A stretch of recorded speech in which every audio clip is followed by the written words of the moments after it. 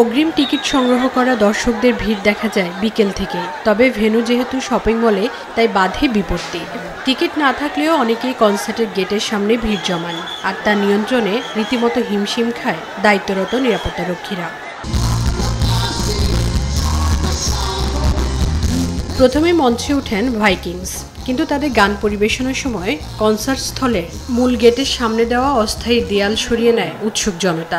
অনুপ্রবেশ করে টিকিটবিহীন কয়েকশো লোক। ভেন্যুতে জায়গা কম হওয়ায় কোনোভাবেই দর্শকদের নিয়ন্ত্রণে আনা যাচ্ছিল না। পরে প্রায় ঘণ্টাখানেক সময়ের বিরতি দিয়ে মঞ্চে আসেন ব্যান্ড অর্থহীন।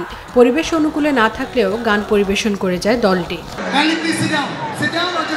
তবে জাল ব্যান্ড মঞ্চে প্রবেশের আগেই কনসার্টটি সবার জন্য উন্মুক্ত করে দিতে বাধ্য হয় আয়োজকরা। খুলে দেওয়া হয় কনসার্টের চারপাশ ও উপরাংশের পর্দা। এতে দর্শক সমাগম আরও বাড়তে থাকায় মঞ্চে তোলা মুশকিল হয়ে যায় জালকে। পরিস্থিতি সামাল দিতে শেষ পর্যন্ত সেনাবাহিনীর সহায়তা নেয় আয়োজকরা।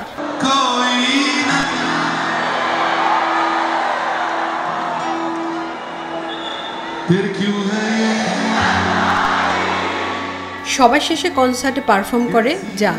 শুরু থেকে জাল ব্যান্ডের গান শুনতে শ্রোতাদের আগ্রহ ছিল ব্যাপক।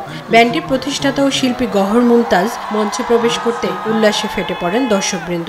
প্রথমে ও লামহে গান দিয়ে মঞ্চ মাতান গহর।